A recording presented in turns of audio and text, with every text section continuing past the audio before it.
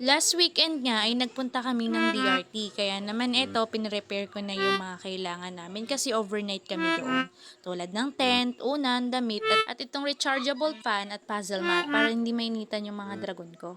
Almost 8 p.m. na nga nung nakadating kami kaya naman kinaumagahan na ako nakapag-video sa lugar. Ang ganda nga nung lugar, fresh air, konti lang yung mga nagpupunta at talaga namang mag enjoy yung buong family sa place na to.